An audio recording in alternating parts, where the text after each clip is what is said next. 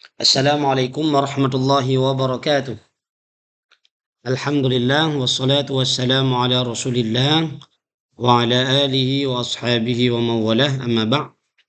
Insyaallah pada hari yang berbahagia ini, adik-adik yang kami muliakan ataupun para pemirsa di rumah yang sedang menonton video ini, insyaallah pada kesempatan kali ini kita akan mempelajari tentang ibadah umrah, ya, yang dalam hal ini akan sangat bermanfaat nantinya kepada pemirsa ataupun adik-adik yang ingin melaksanakan ibadah umrah baik sendiri ataupun bersama keluarga.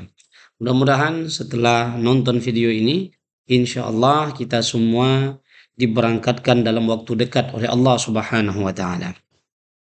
Maka adik-adik yang kami muliakan, dalam persiapan kita berangkat umrah ini, persiapan yang paling penting ialah materi tentang tata cara kita melaksanakan ibadah, ya. Maka tata cara melaksanakan ibadah ini mesti kita pelajari sebelum kita berangkat menuju ke Baitullah melaksanakan ibadah umrah. Jangan sampai nanti kita pergi jauh-jauh dari Indonesia melaksanakan ibadah umrah, ternyata dalam prakteknya kita salah. Maka di sini perlu kita sama-sama belajar dan insya Allah akan saya tuntun step by step sampai selesai rukun-rukun ibadah umrah. Maka adik-adik yang kami muliakan, para pemirsa di rumah, dalam ibadah umrah ini tentunya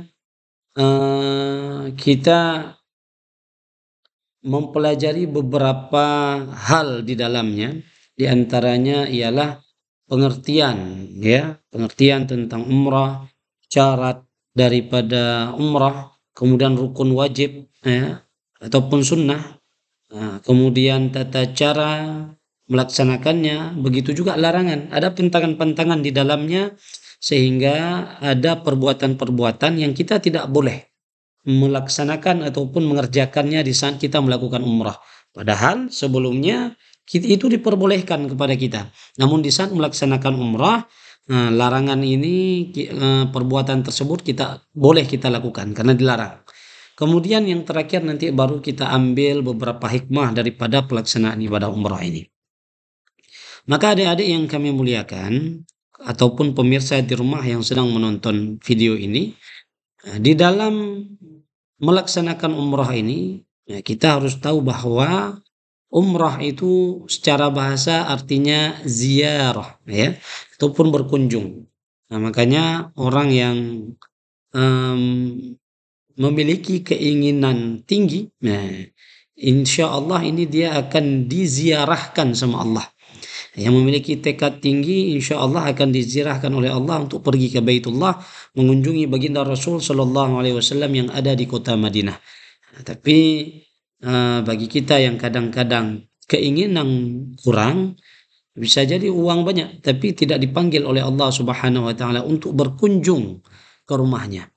Maka oleh karena itu hadirin yang dimuliakan adik-adik pemirsa di rumah, ketika kita memiliki keinginan tinggi, insya Allah sesuai dengan pengertiannya, Allah yang akan memberikan kita kesempatan untuk menziarahi makam Rasulullah Sallallahu Alaihi Wasallam, begitu juga menziarahi kota Madinah dan kota Al-Makkah Al-Mukarramah.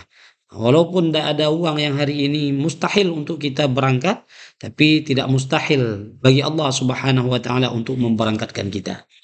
Dan saya mengalami sendiri, ya, alhamdulillah sudah beberapa kali melaksanakan umrah dari pertama sampai sekarang belum pernah mengeluarkan uang sedikit pun, bahkan Allah Subhanahu wa taala memberikan tambahan uang kepada kita yang berangkat umrah. Insyaallah kalau kita niatnya kuat karena Allah Subhanahu wa taala, Allah sendiri yang akan memberikan kekayaan kepada kita untuk kita melaksanakan umrah. Maka adik-adik para pemirsa di rumah yang kami muliakan, ya, sedangkan menurut istilah, umrah ini ialah berziarah ke Baitullah dengan cara-cara tertentu, tetapi tidak terikat oleh waktu. Nah, berbeda dengan haji, ya. Untuk melaksanakan ibadah umrah ini, kita nggak ada keterikatan dengan waktu. Tapi kalau ibadah haji, ada keterikatan dengan waktu. waktunya ya di musim haji. Tapi kalau umrah, kapan pun kita bisa melakukan. Pergi sebelum Ramadan bisa, ketika Ramadan bisa, setelah Ramadan di bulan Syawal pun bisa, ya.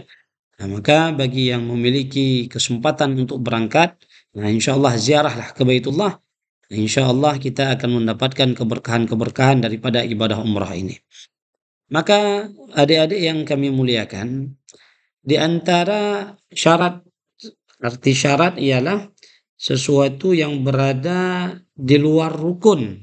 Artinya sebelum kita melakukan ibadah tersebut, maka syarat ini mesti dipenuhi oleh orang-orang yang ingin melaksanakan rukun ibadah tersebut, ya. Ataupun pelaksanaan ibadah umrah tersebut bisa dilaksanakan kalau terpenuhi syaratnya ini, ya. Maka apa syaratnya itu? Mesti beragama Islam, ya. Jadi kalau ada saudara kita yang non muslim ingin melaksanakan ibadah umrah ataupun ingin pergi mengunjungi Baitullah, oh ini tidak bisa, dilarang. Ya, dilarang dalam hukum Islam untuk menziarahi Ka'bah bagi saudara-saudara kami yang non muslim. Maka mesti beragama Islam terlebih dahulu, ya. Begitu juga dia sudah beragama Islam, sesampai di Mekah Al-Mukarramah ternyata murtad. Maka dia nggak bisa juga ini melaksanakan ibadah umrah. Walaupun KTP-nya, paspornya masih beragama Islam. Ya, tidak bisa. Kemudian di antara syaratnya lagi ialah baligh, ya. Nah, baligh ini merupakan salah satu syarat supaya kita bisa melaksanakan ibadah umrah. Artinya ibadah umrah kita itu secara sempurna dihitung amalnya kalau sudah mencapai usia baligh. Kalau misalnya anak-anak Ustaz yang belum baligh, apakah sah ibadah umrahnya? Ya, insyaallah dia akan mendapatkan pahala, ya, sesuai dengan apa yang dipraktekkan oleh anak tersebut. Kalau seandainya semua rukunnya sah, maka dia juga mendapatkan amal pahala daripada ibadah umrah ini, ya. Kemudian tentu berakal, ya. Berakal, arti berakal tidak dalam keadaan mabuk, tidak dalam keadaan gila, dan dianya insya Allah akalnya sehat, ya. Nah, maka orang yang lengkap syarat yang kedua ini bisa melakukan ibadah umrah. Kemudian merdeka, bukan seorang budak, ya. Kalau budak ndak bisa, ya, karena dia keterikatan dengan tuannya, ya. Kemudian mampu, mampu dalam artian mampu rohani, ya, dan jasmani. Nah, begitu juga mampu keuangan. Nah, satu lagi mampu keuangan, ya. Nah, mampu keuangan. Kalau mampu rohani, ini mungkin sebagian saudara kita susah memahami, ya. Berat ini rohani, rohani, ya. Tapi mampu jasmani, arti jasmani sehat, badan kita sehat. Nah, kalau tidak sehat gimana kita melaksanakan ibadah umrah, ya. Kemudian mampu keuangan. Nah, kita dari segi uang insya Allah ada. Tapi kalau tidak ada, malah kalau kita paksakan untuk melaksanakan umrah dan ini bisa menyebabkan anak sama keluarga kita di rumah itu kelaparan, ini malah hukumnya haram kita melaksanakan ibadah umrah. Ya, maka kemampuan keuangan finansial ini juga patut dipertimbangkan. Kemudian ada mahram khusus bagi wanita supaya tidak terjadi nanti fitnah, ya. Bagi wanita usahakan ada mahram. Mahram ini bisa dari suami, ya. Bisa jadi nanti ahli keluarga famili terdekat, ayah, ibu, ya. Ya, maka oleh karena itu bagi yang wanita yang pergi dengan travel, ini usahakan ada mahram yang mendampingi ataupun orang kampung yang bisa dipercayakan untuk mendampingi si wanita ini, khusus bagi wanita yang berangkat sendirian, ya. Kemudian kriteria mampu yang kayak kita bilang tadi, mampu, sehat jasmani, aman dalam perjalanan. Nah, ini juga menjadi problema, ya. Kalau seandainya kita berangkat umrah ternyata dalam perjalanan tidak aman, ada mafia, ada misalnya begal dan lain sebagainya, ya. Nah, maka ini kita tidak ada kewajiban untuk kita melaksanakan umrah. Karena menjaga badan, menjaga fisik, menjaga nyawa ini juga sebuah keharusan dalam Islam, ya. kemudian biaya yang cukup ya. Mudah-mudahan Allah Subhanahu wa taala memberikan kita kekayaan lebih dalam melaksanakan ibadah umrah ini. Kemudian kawan-kawan yang kami muliakan semuanya, setelah itu kita baru masuk kepada rukun wajib dan sunnah ya. Di antara rukun yang akan kita bahas dalam melaksanakan ibadah umrah ialah ihram ya. Rukunnya tidak banyak dan insya Allah siap dalam satu hari kita kalau melaksanakan ibadah umrah ini. Yang pertama ihram. Ihram arti ihram kita melaksanakan ibadah umrah itu mesti berihram di miqat. Arti berihram di miqat apa Ustaz? Kita ambil niatnya di tempat miqat. Arti tempat miqat tempat-tempat yang ditentukan dalam Islam, ya. Jadi tempat-tempat mengambil niat kalau orang yang dalam keadaan salat itu biasanya ambil niatnya ketika takbiratul ihram. Tapi kalau orang yang melaksanakan ibadah umrah itu ambil niatnya ketika kita sampai pada tempat-tempat tertentu. Baru di situ kita boleh ambil niat umrah. Sehingga kita diperbolehkan mengucapkan ataupun melafazkan dalam hati kita dengan mengatakan labbaik Allahumma umratan ataupun nawaitul umrata wa ahramtu biha lillahi ta'ala ya. Di antara tempat yang bisa kita ambil untuk melaksanakan ibadah umrah ini ya ialah ketika kita berada di miqat Bir Ali ya. Bir Ali ini salah satu tempat yang berada di Madinah. Jadi kalau kawan-kawan itu turunnya di Madinah, pesawatnya turunnya di Madinah, itu biasanya melaksanakan ibadah umrah setelah 5 hari atau 6 hari. Itu kalau paket 12 hari ya. Setelah 5 hari nanti bapak ibu semuanya, adik-adik semuanya akan dibawa ke tempat ini, ke Bir Ali ini untuk mengambil niat atau sekaligus berihram di miqat. Nah, nanti ketika sampai di sini, nah ini kita sudah dalam keadaan mandi ihram ya. Ada sunnah-sunnahnya. Kita mesti disunnahkan mandi ihram sebelum melaksanakan ibadah umrah. Mandi ihram dulu ya. Jadi dalam melaksanakan ibadah umrah ini ada sunnah-sunnahnya juga. Nah, jadi sebelum melaksanakan yang wajib, ambil sunnahnya dulu. Ada sunnahnya mandi ihram. Ya, mandi ihram bisa nanti kawan-kawan mandi di miqat atau di area Bir Ali ini ataupun mandi di hotel sebelum berangkat ke Bir Ali, ke tempat ini. Ya. Nanti ada juga tempat mengambil niat itu di Yalamlam. Nah, ini biasanya dari orang kita yang Indonesia yang berangkat dari Indonesia ini berangkat dan turunnya di Mekah Al-Mukarramah. Nah, itu kalau ambil niatnya biasanya di atas pesawat. Nah, karena jalur pesawatnya melewati area Yalamlam. Jadi ambil niat di situ. Nanti pakaian ihramnya ini, pakaian putih ini, itu jangan dimasukkan dalam koper bagasi bawah. Nah, tapi masukkan dalam tas tenteng, bawa ke kabin atas ya.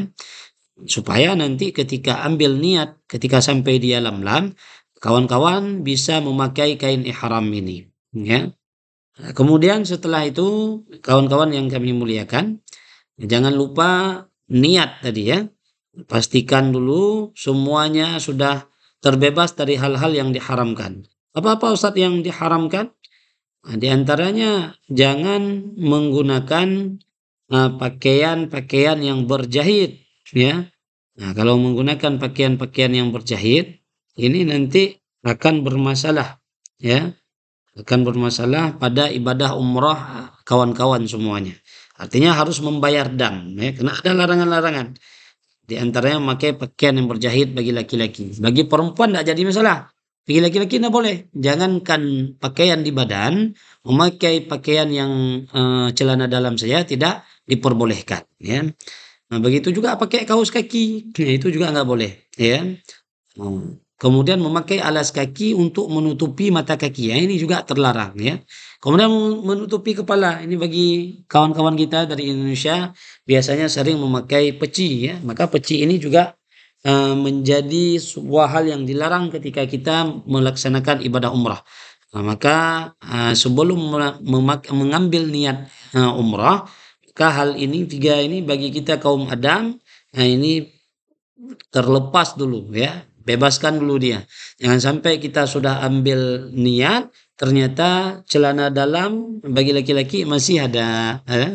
Nah, ini bisa bayar dam nantinya, ya, bayar dam ataupun satu kambing, bayar satu kambing untuk disembelih di Mekah Mukarramah, ya. Kemudian bagi yang kaum Hawa, ya, yang pakai cadar biasanya. Nah, maka kalau ingin melaksanakan ibadah umrah sebelum mengambil niat, maka cadarnya ini dibuka dulu.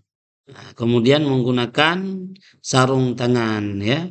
Jadi tak boleh tutupi. Nah, tangan yang telapak tangan ini jangan ditutupi, tapi batasnya sampai batas orang eh, biasanya apa pergelangan, ya, area pergelangan. Jangan sampai menutupi telapak tangan. Tapi untuk larangan yang keduanya, artinya bagi perempuan iya, bagi kaum Hawa juga iya, di antaranya memakai wangi-wangian. Nah, ini memakai wangi-wangian sebelum mengambil niat boleh, tapi kalau sudah kita mengambil niat ini jauh-jauh kan. Biasanya kita ibu-ibu dari Indonesia ini sering bawa kadang-kadang minyak telon, minyak kayu putih dan lain sebagainya. Ini mengandung wewangian. Maka usahakan dihindari. Kemudian menggunting kuku, ya. Boleh menggunting kuku, tapi sebelum ambil niat umrah. Kalau sudah ambil niat umrah, itu tidak boleh, ya, karena kita dalam pelaksanaan ibadah umrah. Kemudian mencukur ataupun mencabut rambut dari tubuh. Di saat melaksanakan ibadah umrah, nah kita cabut rambut, ya. Ini juga tidak diperbolehkan. Membunuh hewan, ya. Ya. Kemudian merusak tanaman, ini juga sering kita kadang-kadang tengok pohon-pohon yang unik di Arab, yang tidak ada tempat kita petik. Bersetubuh bagi suami istri. Nah, ini jangan, tidak boleh, ya. Nanti setelah ambil ibadah umrah, setelah tahallul, nah itu baru diperbolehkan, ya. Bagi suami istri. Kemudian melamar, menikah, bahkan menikahkan. Ini proses ini di saat melaksanakan ibadah umrah, jangan, ya. Apalagi berbuat kekerasan. Ya, ini biasanya berbuat kekerasan sering terjadi ketika melaksanakan tawaf, ya. Kalau dalam keadaan berdesak-desakan, ini bisa-bisa kadang-kadang orang lupa, ya, bahwa dia sedang melaksanakan ibadah umrah sehingga bisa menzalimi saudara-saudaranya yang lain, ya. Maka diperhatikan ini, kawan-kawan yang kami muliakan, ya. Jangan lupa tadi melaksanakan rukun yang pertama, yaitu melaksanakan ihram di miqat. Nah, miqat ada, kalau kita dari Indonesia biasanya cuma dari Bir Ali ataupun Yalamlam. Nanti kalau misalnya ambil miqat di Mekah, nah itu nggak perlu pergi ke Yalamlam, bisa juga ada tempat lain yang lebih dekat. Biasanya Sayyidah Aisyah namanya, daerah Sayyidah Masjid Sayyidah Aisyah. Jadi kawan-kawan bisa mengambil niat umrah nanti di sana, ya. Nggak mahal, bayarnya sekitar 15 rial, ya. 15 rial biasanya pulang pergi sudah bisa itu. Kemudian melaksanakan tawaf. Nah, rukun yang kedua setelah kita mengambil niat tadi, baik di Bir Ali ataupun di Yalamlam ataupun di Sayyidah Aisyah, Masjid Sayyidah Aisyah. Nah, setelah itu kita pergi ke Mekah Al-Mukarramah. Kalau yang dari Madinah, pergi ke Mekah Al-Mukarramah untuk melaksanakan tawaf. Nah, setelah barang-barang kita sudah masuk ke hotel semuanya, nah kita mau masuk nih ke Masjidil Haram, ya. Masuk Masjidil Haram, nah, maka kita laksanakan tawaf mengelilingi Ka'bah. Nah, dalam proses melaksanakan mengelilingi Ka'bah ini, nah, kita mulainya dari Hajar Aswad, ya. Mulainya dari Hajar Aswad. Nah, yang hitam ini dari sudut Hajar Aswad, ya. Kalau nanti kawan-kawan semuanya melaksanakan ibadah umrah, Masjidil Haram, ya. Kalau nanti kawan-kawan melaksanakan ibadah umrah, nah maka cari sudut Ka'bah yang ada Hajar Aswadnya. Biasanya nanti di kalau kawan-kawan misalnya nggak nampak memantau ataupun melihat area Hajar Aswad, ya, maka kawan-kawan pertama sekali itu lihat pandang dulu Ka'bah dengan melihat ini, ya, pintu Ka'bah ataupun namanya multazam, ya. Lihat pintu Ka'bah karena Hajar Aswad di area sini, ya. Nah, area yang dekat ini di sini di sini Hajar Aswad ya. Nanti sejajar dengan ini, sejajar dengan sudut Hajar Aswad ini, kawan-kawan akan melihat di dinding ada lampu pilar warna hijau. Sejajar dengan ini ya. Ada lampu pilar warna hijau. Jadi kalau sudah kawan-kawan masuk area sini, sebelumnya tadi membacakan doa melihat Ka'bah, ya Allah berikan kemuliaan, keagungan, keberkahan kepada rumahmu ini ya Allah, Baitullah, dan juga orang-orang yang mengunjungi Ka'bah ya Allah, yang mengunjungi, yang melaksanakan umrah ataupun haji, berikan keberkahan, keagungan kepada mereka. Nah, setelah baca doa itu, nanti kawan-kawan itu baca doa tersebut sunnah ya. Nah, sedangkan melaksanakan tawaf ini hukumnya wajib karena rukun ya. Nah, kawan-kawan pergi ke sini ya. Pergi ke sini dengan pakaian ihram bagi laki-laki tadi. Nah, sampai di sini ya, sampai area sini, jadi sudut sebelah kiri kita menghadap Ka'bah. Sebelah sebelah kiri kita menghadap Ka'bah. Lengan sebelah kiri menghadap Ka'bah. Dan lengan itu sebelum kita masuk ke Masjidil Haram tadi, itu sudah kita pakai kain ihramnya ya. Kita sudah pakai kain ihramnya dalam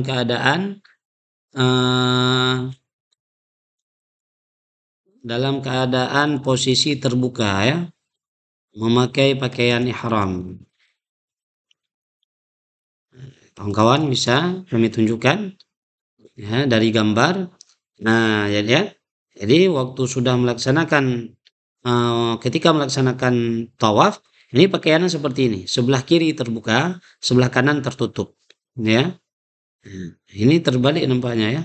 Bisa jadi ini di foto ya, foto. Tapi yang jelas sebelah kiri terbuka, sebelah kanan tertutup. Kemudian kawan-kawan yang kami muliakan, kita waktu sudah berada di posisi ini ucapkan Bismillah Allahu Akbar dengan mengucup tangan ya. Nah, jangan sampai badan kita menghadap ke Ka'bah, melainkan posisinya kita miring ya, miring memutar Ka'bah. Tidak boleh menghadap, tidak boleh membelakangi. Karena kalau menghadap membelakangi nanti kawan-kawan mesti ulang dari hitungan pertama. Kita mengelilingi Ka'bah ini 7 kali ya, 7 kali, dan hindari untuk dekat dengan Ka'bah ataupun dengan makam Ibrahim ini. Jangan disentuh ya, karena bisa kena dam nantinya ya kawan-kawan.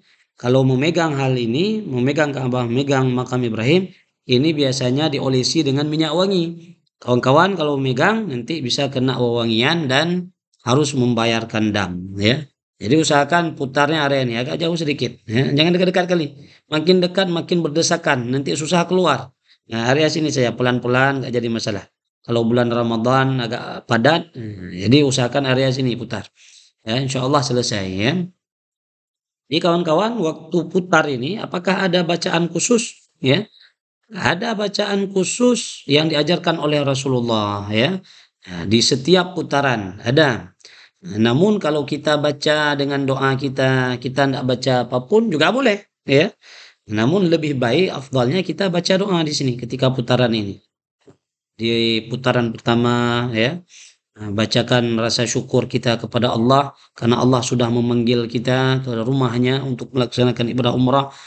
Kita panjatkan rasa syukur kita. Kemudian putaran kedua kita mengucapkan kebanggaan, kebahagiaan bisa menziarahi makam Rasulullah, bisa menginjakkan kaki kita di tempat di mana Rasulullah Sallallahu Alaihi Wasallam pernah melaksanakan ibadah haji dan umrah di sini. Ya, kemudian putaran ketiga kita minta ampun nanti kepada Allah. Bisa seperti itu doanya ya. Dan kalau kawan-kawan mau baca buku yang dikasih sama travel, membaca itu juga lebih afdal. Apalagi kalau kawan-kawan bisa mengerti apa yang ditulis, memahami maknanya dengan baik ya. Kemudian setelah diputar 7 kali, kita mulainya dari Hajar Aswad. Putar nanti sampai di sudut ini. Ini namanya rukun Yamani ya. Nah, biasanya kita baca doa Rabbana atina fid dunya hasanah wa fil akhirati hasanah wa qina adzabannar. Sampai lagi di sudut Hajar Aswad, kita ucapkan lagi bismillah Allahu akbar ya. Nah, kemudian nanti kita juga ngulang sampai 7 kali, 7 kali putaran ya. Nanti kalau seandainya kawan-kawan batal wudu ya, batal wudu di sini, di putaran kedua, nah ternyata ataupun putaran ketiga batal wudu. Nah, kan ini kita harus wudu lagi. Karena syarat dalam melaksanakan tawaf, nah, mesti dalam keadaan berwudu. Nah, jadi kawan-kawan nanti dalam melaksanakan tawaf harus dalam keadaan wudu. Nah, kita butuh wudu cuma waktu melaksanakan tawaf. Kalau selain daripada itu kita tidak perlu ya. Nah, nanti waktu sa'i, kalau nggak ada wudu jangan dipaksakan untuk berwudu ya, nah, karena nggak jadi masalah. Nah, tetap sah ibadah umrahnya. Tapi kalau di saat melaksanakan tawaf, di Ka'bah, kita nggak ada wudu, nggak sah ibadah, umrah kita. Nah, maka kalau batal wudu di putaran ketiga, nanti kawan-kawan berwudu, keluar nanti area ini sedikit, maka bawa air yang mudah untuk melaksanakan wudu ya, jangan sampai keluar dari Masjidil Haram, nanti susah untuk masuk kembali. Kemudian setelah itu kawan-kawan ya, pergi ke bergabung lagi dengan jamaah setelah berwudu. Nah, nanti lanjut putaran tadi di putaran ketiga batal, maka ulang putaran ketiganya.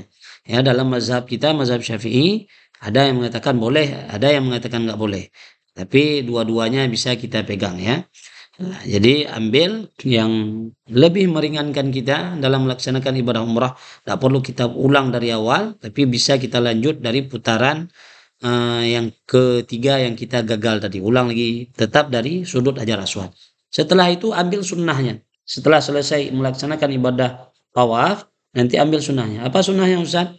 Kita sholat sunat 2 rakaat, sunat tawaf di depan Ka'bah.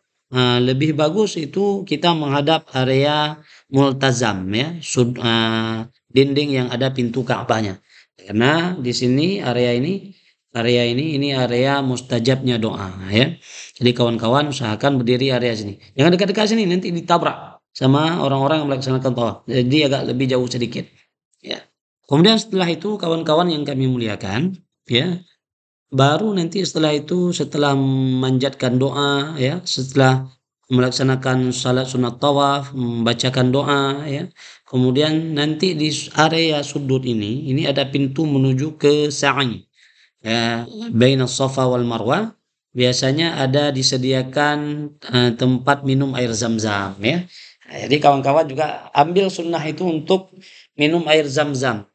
Nah, ketika minum air Zam-Zam, baca doa. Bismillah, Allahumma inni as'aluka ilman nafi'an wa rizqan wasi'an wa shifaan min kulli da'in wa saqamin birahmatika ya arhamar rahimin. Ada 3 hal yang kita minta ketika minum air Zam-Zam ya. Ya Allah, berikan saya ilmu yang bermanfaat, rezeki yang banyak, kemudian berikan ya Allah kesembuhan daripada segala penyakit ya. Nah, 3 hal itu kita minta. Setelah itu baru kita melaksanakan sa'i ya. Nah, ini sa'i. Kawan-kawan, ya ini lumayan jauh ini ya. Kalau kira-kira orang tua kita tidak sanggup melaksanakan, maka bayar aja orang untuk didorong. Kalau sanggup dorong sendiri, lebih baik, tapi nggak bisa di lantai bawah. Kita harus ke lantai atas ya. Ini lantai pertama di bawah ini. Nanti kalau lantai kedua nanti akan saya tunjukkan foto-foto yang pernah saya melaksanakan umrah di lantai kedua ya.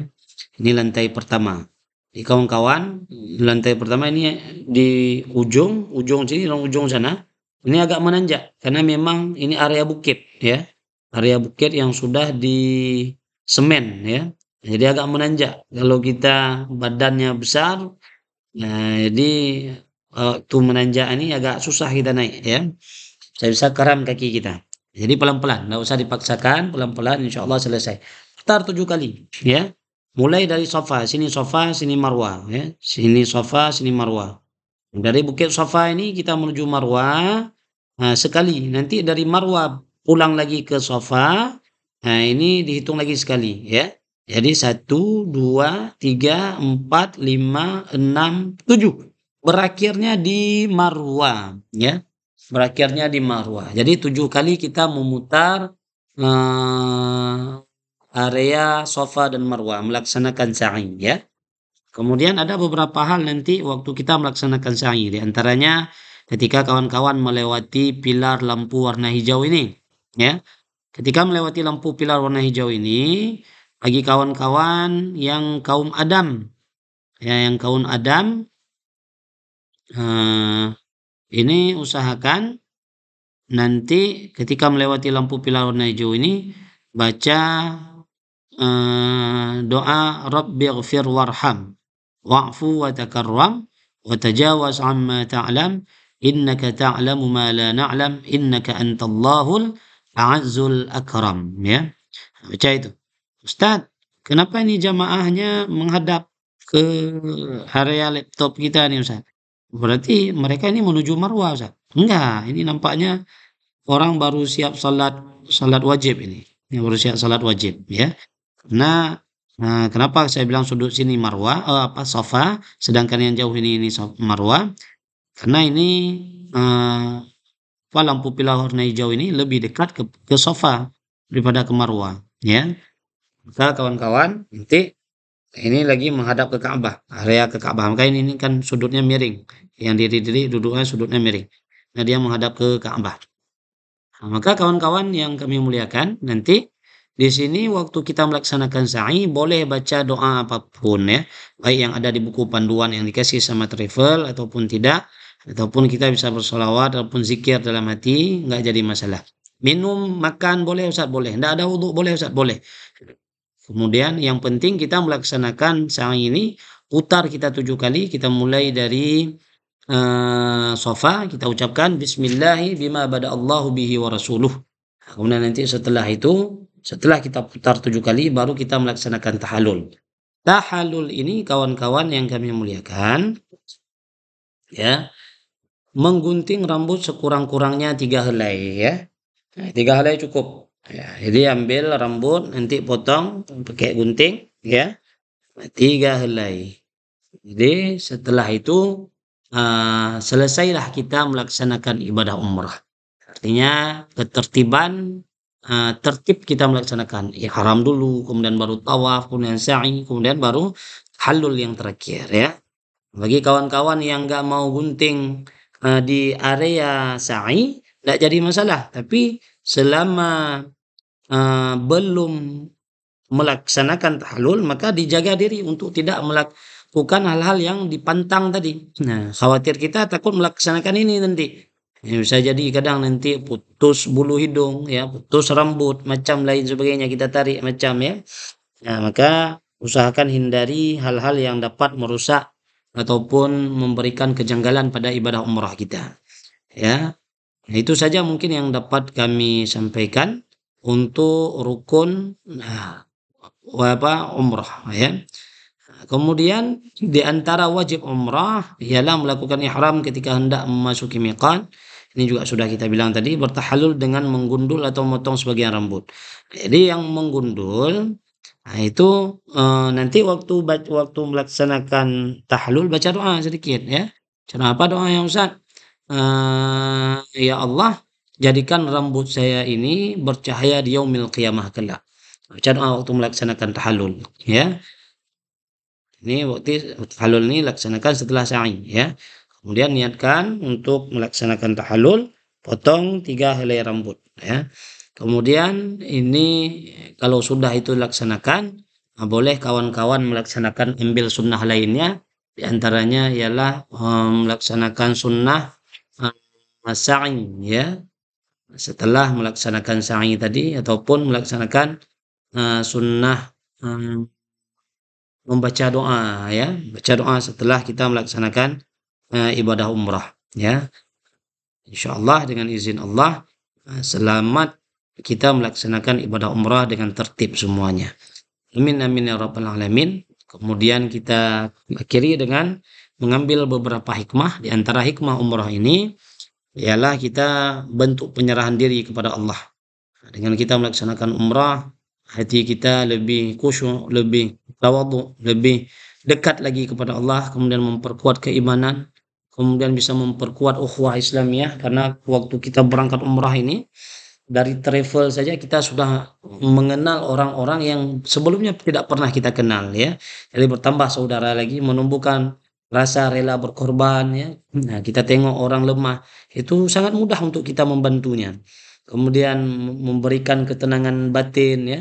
Karena memang posisi kita di sana selalu dalam keadaan ibadah. terikat dalam tauhid, tak terpikir kita hal-hal yang duniawi, tak terpikir ya. Kemudian menambah ilmu keagamaan yang selama ini kita kurang tahu, oh ternyata, ada hal-hal yang baru ya, ketika kita berangkat ke Saudi nanti misalnya imam tak baca bismillahirrahmanirrahim, maka bagaimana, posisinya dalam salat ya, apakah sah salat kita yang kita mazhab Syafi'i ya, yang mengikuti imam yang tidak membaca bismillahirrahmanirrahim, al-basmalah. Sehingga kita mempelajarinya nanti. Kemudian memotong kesombongan. Artinya, orang yang melaksanakan ibadah umrah ini kebanyakannya kesombongannya ini hilang, ya, hilang. Karena memang apa yang patut kita sombongkan, ya. Sampai kita di Mekkah Al-Mukarramah, kita tengok orang kaya pun sama seperti kita, baju cuma 2 helai pakaian, ya. Yang lainnya, ndak ada yang beda, ya. Beda mungkin panjang, kita orang-orang Indonesia, pendek ya, orang-orang Arab tinggi-tinggi. Maka ini juga, menjadi hal yang membuat, kita lebih dekat dengan Allah Subhanahu wa taala. Karena sombong ini hanya milik Allah, bukan milik kita. Wallahu a'lam bishawab. Semoga bisa bermanfaat kepada kawan-kawan semuanya. Saya akhiri dengan doa kafaratul majelis. Subhanakallahumma wa bihamdika asyhadu an la ilaha illa anta astaghfiruka wa atubu ilaik. Assalamualaikum warahmatullahi wabarakatuh.